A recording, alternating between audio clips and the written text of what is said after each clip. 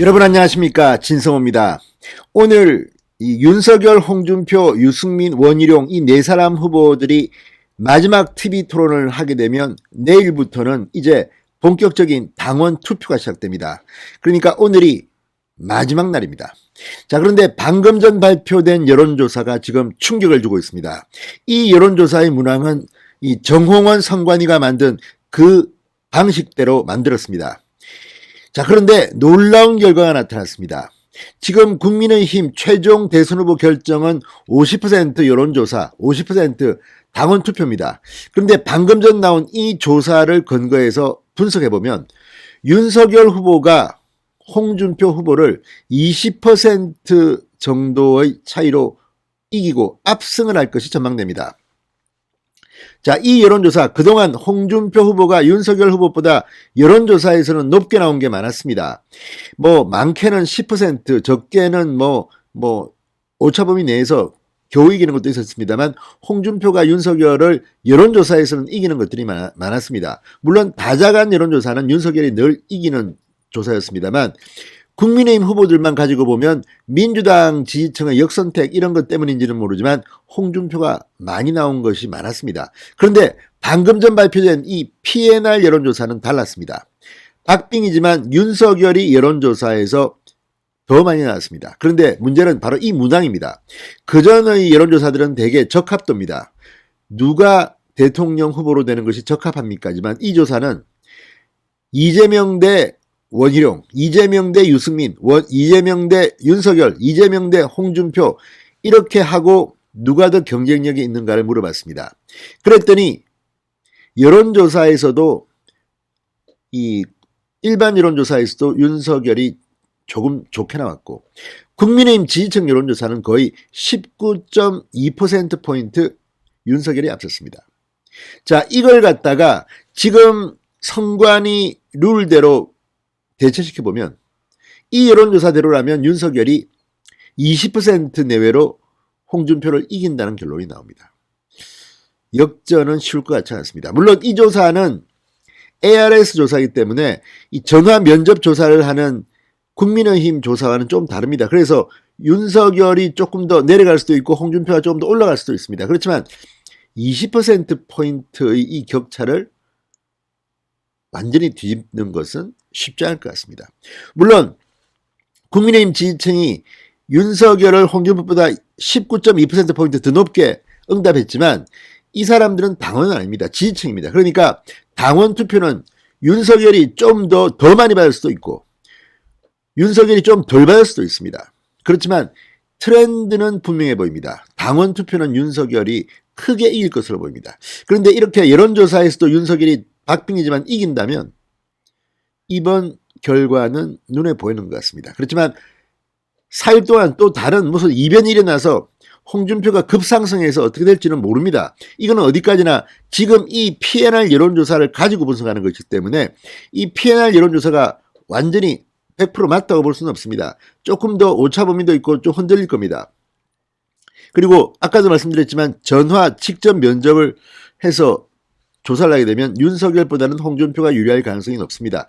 그렇다 하더라도 이 20%의 격차를 홍준표가 극복해내기는 결코 쉬울 것 같지는 않습니다. 자, 얼마나 충격적으로 나왔을까요? 진성호의 직설 시작합니다.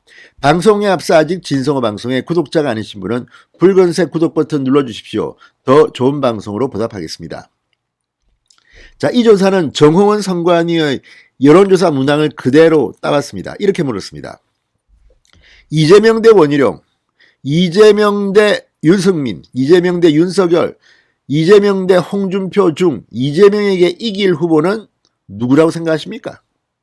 그러니까 지난번에 승일종 이 위원이 말한 것처럼 룰을 국민의힘이 만든 것과 거의 유사하게 만들었습니다. 물론 국민의힘의 여론조사 문항은 공개하지 않았기 때문에 모르지만 이럴 거라고 유추할 수 있습니다.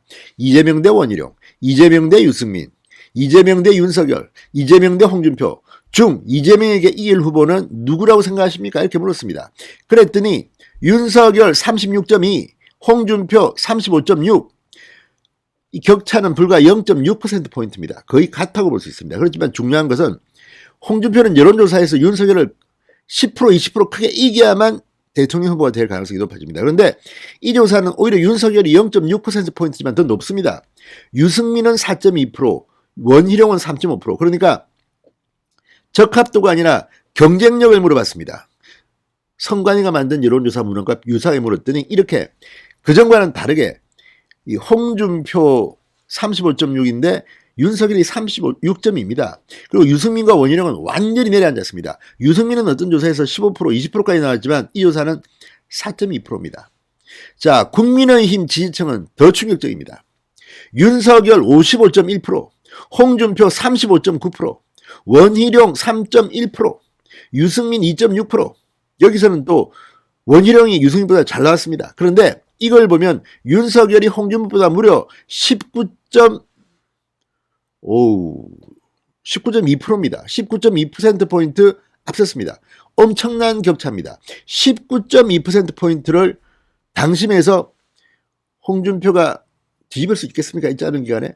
물론 아까도 말씀드렸지만 당원 투표는 이 국민의힘 지지층 여론하고 꼭 같지는 않습니다. 어쩌면 윤석열이 당원 투표에서 20%가 아니라 30% 이길 수도 있습니다. 반면에 10%밖에 못 이길 수도 있습니다. 그렇지만 윤석열이 이길 가능성이 높습니다. 물론 뭐 이 국민의힘 지지층 조사와 별도로 갑자기 반란이 일어나가지고 뭐 홍준표가 당심에서 윤석열을 이길 수도 있습니다. 물론 그렇지만 그 가능성은 상식적으로 거의 없습니다. 자, 이렇다면 지금 이 PNR 조사, 물론 이게 이 LS 조사이기 때문에 반드시 이대로는 안 될 겁니다. 그렇지만 설령 그렇게 좁혀지더라도 윤석열이 크게 이길 가능성이 높아 보입니다. 또 가상 대결도 그렇게 나왔습니다. 자, 이재명과 윤석열을 붙였더니 이재명 31.6, 윤석열 42.4, 뭐 거의 11% 차이, 10.8%포인트 이겼습니다. 이재명과 홍준표는 39.9, 이재명은 30.9, 9.0%포인트 홍준표가 앞섰습니다. 이것도 윤석열이 홍준표보다 더 경쟁력이 높은 것으로 나왔습니다.